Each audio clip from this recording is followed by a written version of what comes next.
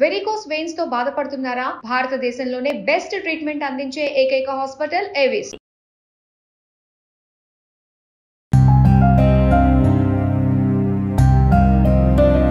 వచ్చిండు ఎట్లా రాసినావు అని అడిగితే మంచిగా రాసింది అన్నాడు. అయ్యా నా కొడుకు అయితే బిడ్డను ఏం టెన్షన్ పడకు, వెళ్ళకపోయినా మళ్ళీ రద్దు నాయన నేనన్న అంతే. దేవుడు నా కొడుకు నాకు కనవలేదా?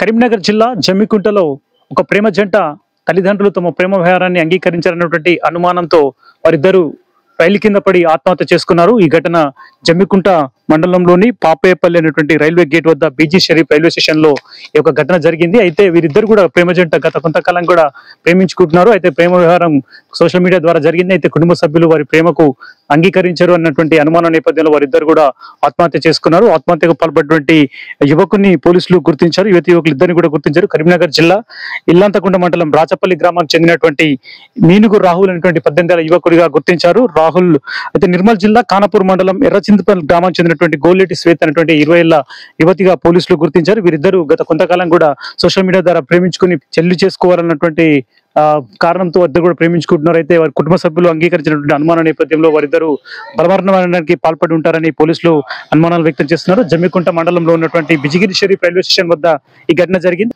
ఇంటర్ సెకండ్ ఇయర్ చదువుతూ ఫెయిల్ అయినటువంటి రాహుల్ హైదరాబాద్ లో ఉన్నటువంటి ఒక ప్రైవేట్ కంపెనీలో జాబ్ చేస్తున్నాడు. అయితే శ్వేత కరీంనగర్ లో ఉన్నటువంటి ఉమెన్స్ కాలేజ్ లో డిగ్రీ ఫస్ట్ ఇయర్ చదువుతుంది, BA ఫస్ట్ ఇయర్ చదువుతుంది. అయితే వీరిద్దరు కూడా సోషల్ మీడియా ద్వారా పరిచయమైనట్టుగా తెలుస్తుంది. కరీంనగర్ లో ఒక ఈవెంట్ లో వీరిద్దరికి పరిచయం అయింది. పరిచయం కాస్త ప్రేమగా మారి ఇద్దరికి పెళ్లి చేసుకోవాలనుకుంటున్నారు. కానీ కుటుంబ సభ్యులు అంగీకరించినటువంటి అనుమానాల నేపథ్యంలో వారిద్దరు కూడా రైల్వే ట్రాక్ కింద పడి ఆత్మహత్య చేసుకున్నారు. ఇదే విషయాన్ని గూడ్స్ రైల్వేకి సంబంధించి గూడ్స్ రైలు నడుపుతున్నటువంటి డ్రైవర్ ఇచ్చినటువంటి సమాచారం ఆధారంగా కరీంనగర్ జమ్మికుంట పోలీసులు ప్రస్తుతం కేసు నమోదు చేసుకుని దర్యాప్తు చేస్తున్నారు. ప్రస్తుతం మృతదేహం జమ్మికుంటలోని మార్చూరులో ఉంది. అయితే ప్రేమ జంటలు ఈ విధంగా ఆత్మహత్యలు చేసుకుని ప్రస్తుతం కలకలం రేపుతోంది. గత కొంతకాలం కూడా రాష్ట్రవ్యాప్తంగా కూడా ప్రేమ జంటలు ప్రేమించుకుంటున్నారు. తీరా పెళ్లి చేసుకునే సమయానికి ఆత్మహత్యలు చేసుకోవడం, ఇంట్లో కుటుంబ సభ్యులు అంగీకరించినటువంటి అనుమానాల నేపథ్యంలో ఈ విధంగా ఆత్మహత్యలు చేసుకోవడం అనేది ప్రస్తుతం ఆందోళన కలిగేటువంటి పరిణామం.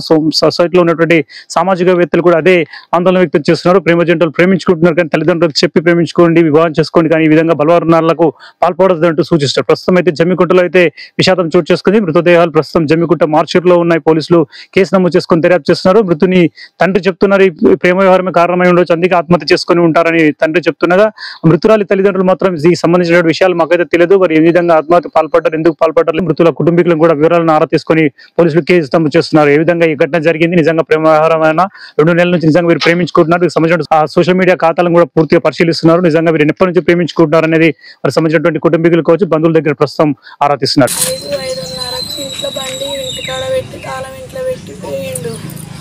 నాకు అంతే తెలుసు నాయన, నాకు ఒక ముచ్చట చెప్పలేదు నాయన, నా ఇంట్లో ఫోన్లు మాట్లాడలేదు నాయన. వచ్చి 3 రోజులు అవుతుంది. నా కొడుకు ఎక్కడ ఉంటాడు? మీ అబ్బాయి ఏం చేస్తాడు? హైదరాబాద్ కాడ చిన్నగా పని చేస్తాడు. దాంట్లో టెంట్ అవి పెడతారు చూడు, స్క్రీన్లు అవి పెట్టే దాంట్లో పని చేస్తాడు. ఇంటికి తప్పిండు. అందులో 3 నెలలు బట్టి పని చేస్తాడు. నిన్న సప్లై ఎగ్జామ్ ఒకటి బ్యాలెన్స్ ఉంటే రాసిండు, ఇంటికి వచ్చిండు.